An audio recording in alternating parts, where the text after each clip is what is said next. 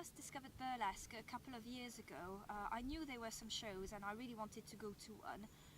And then on a whim, I just signed up for burlesque classes along with two of my friends and caught the burlesque bug. Yeah. Very, very quickly. That was 3 years ago now. The feeling that it was something for everyone, that everyone could do it, that it was just very inclusive, and that you didn't see like the usual kind of like perfect body. It was Yeah. wonderful. Oh. Freedom, I think, yeah, freedom. Dainty Dorine is she is an extension of myself. I think we share a lot, but she's the bubblier, cheekier, cuter probably version of myself. Before doing burlesque, Dainty Dorine was a nickname that my friend gave me, and I think little by little through Lindy Hop dancing, having my hair cut as a bob, she came across as being the flapper, and then I think doing burlesque was kind of like the ultimate achievement for Dainty Dorine. So yeah, she's very much me, but the glitzier version of me. For a burlesque show, I tend to pack very methodically. I've always got a list. This is one thing that in Cardiff they've taught us, is just have, you know, like the Santa Claus thing, making a list, checking it twice. So for each of my routines, I've got a little checklist, and then the essentials, kind of like makeup wipes, deodorant, always snacks, phone charger, that sort of thing. Very practical things, but I'm very methodical when it comes to packing, because you have to, because it's just, yeah, you really have to kind of like be very thorough and very methodical, because otherwise you'll just arrive and you won't feel like you're ready to. You just want to focus on your performance. You don't want to focus on whether you've packed some tape or something. Dainty Dorine made her debut in February 2016. I will always remember that date. In a show called Dazzling Debut, actually, and her first routine was called Jolie Coquine, which is a Caravan Palace song, and it was a tribute to flappers. So it's a very sweet, cheeky routine that I still perform to this day, with a hat, with a top hat and everything. And it was done, funnily enough, on a bit of a whim. I didn't really plan on becoming a soloist. But as a dare, after a rough patch, as a dare to myself, I just put myself forward for an audition in Cardiff, with like a feedback session with my burlesque teacher. And then once I put my name down, first thought was, what have I done? And then second thought was, well, put yourself down for it, better go for it. And from then on, it was wonderful. I really like this act. It's a very sweet, cute act. After I came on stage for the first time, it was pure joy, and all the nerves and the shakiness, but just elated. I think I was just thinking, this went so well, and I just want to go back and do it again. And I think everybody gets that when they go on stage. It's the nerves, but then it's like, oh, it's over, I just want to do it again now. So it was, but I remember just feeling very, very happy and very proud of myself for doing it. There are a lot of other performers that inspire me. I tend to, my routines tend to be very quirky, and I do like the quirkiness of some of the performers. Lily Laudanum in Swansea is somebody that I really look up to, because her routines are just amazing. Obviously Fufu LaBelle, because she's amazing, like the variety of her acts. She can be a very like sultry showgirl, and then she can just do something really, really wacky. So that's really nice to have that kind of like that variety of acts. Lux Deluxe as well, really like her acts. She's got this raccoon act which is amazing, and yeah, I've seen her perform and she just make it looks like effortless, really. But there are just so many. I think the first one that made a big impression on me was Poppy Rain, because she was just gorgeous, and then I did a show with her like a couple of years later, and I was properly starstruck. She's the sweetest person ever. I've been very, very lucky. I've performed at a lot of shows that I really, really enjoyed. But I have to say, the Midnight Tea Party was a really, really enjoyable show because I got back into burlesque after a little break, and it was a new routine, and it was such a lovely show, really well organised. I think every time I've debuted a new act, it's been really nice. Kind of like the dazzling debut, obviously, when I first did my solo stint was incredible. I've got fond memories of that. When I debuted the Artichoke as well, which is Dublin, Belfast Burlesque Festival, not Dublin. Belfast Burlesque Festival was a highlight as well. But I just love going to shows. I just love performing, and I just love the atmosphere. So yeah, every show is special. So I'm asking. It's such a hard question, and I think a lot of performers will agree with me.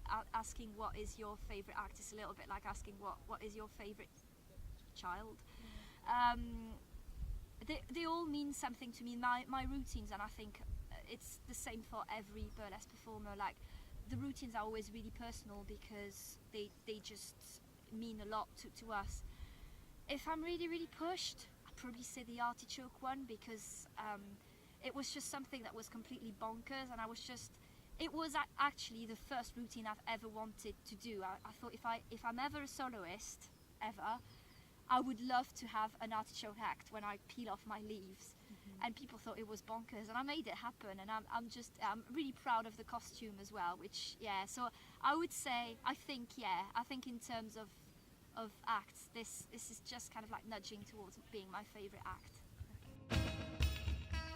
Generally, the inspiration for my acts would be an idea that I've got bouncing around. I think for the Artichoke, it was just something that was just there. Sometimes it's the song, but generally I just want to do something that means a lot to me. So obviously the Artichoke was a little bit of a dream of mine, and I was really intrigued, and I thought surely someone's done that. No one did. The same with my communications, which is me dressed as a giant telephone.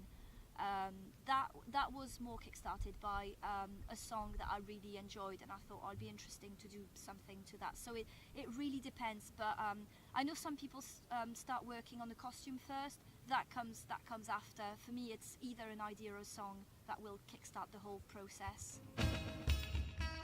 My advice for anybody that's just thinking about creating a new a burlesque routine from scratch is get as much advice from other performers as possible, because you never know what people know.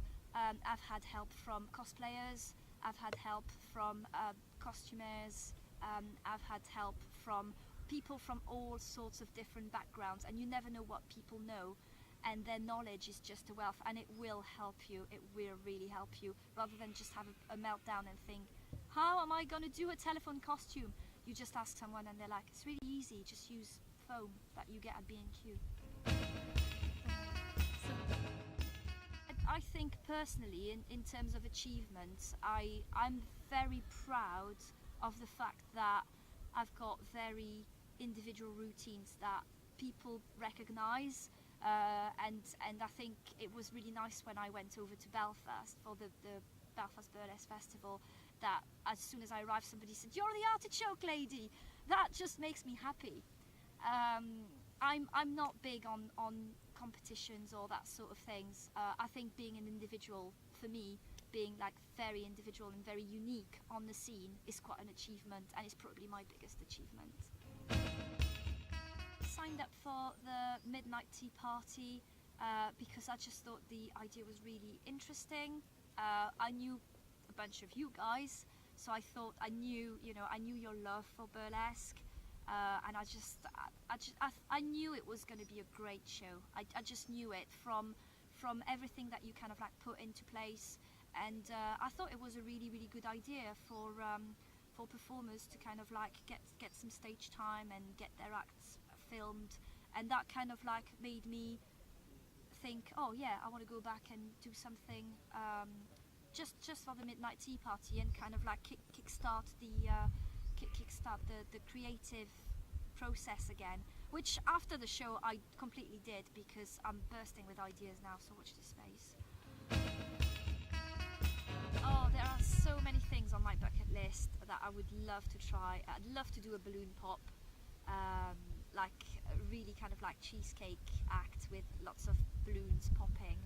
I'm still working on the seagull routine, which had a couple of like false starts where I've got a seagull head. I think I found the perfect song now, so I am going to be working on it, and that's probably going to be my next act.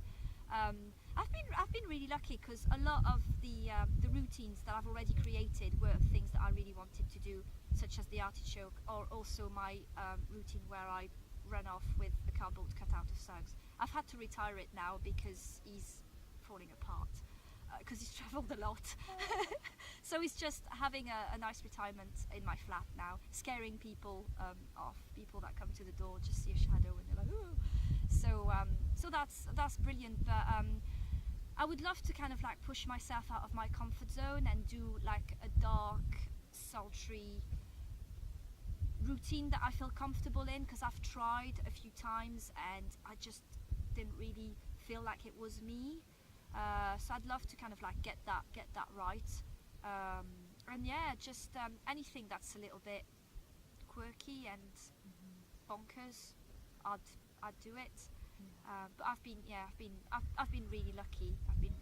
I'd love to do another lip syncing act as well, because there's no footage of it, but I did Hollaback Girl by Gwen Stefani, was a massive inspiration when I was blonde. So I'd love to do that again. Maybe I should get some footage from that. The atmosphere backstage at the Midnight Tea Party was absolutely awesome. We were so well looked after. Like, there were little touches like cups of tea, but also it's daunting, because I didn't know. I mean, I knew a couple of you guys, but and I knew Lou as well, but there were a lot of people that I didn't know, and it's always a bit daunting when you arrive and you're like, hi everyone. But no, it was just really friendly, and everybody started bonding straight away, asking questions about like their backgrounds, how long they'd been doing burlesque, if it was their first time. Anybody that it was their first time, people like me who've been doing it for a couple of years, we were trying to put them at ease and just tell them to enjoy and just make the most of it, and tell them that there was nothing to worry about. So it was really, really nice. It was just that's what I really like generally, is that everybody just helps each other out, and yeah, it was wonderful. It was really, really wonderful. For me, burlesque is all about acceptance, freedom, and just joy, pure joy.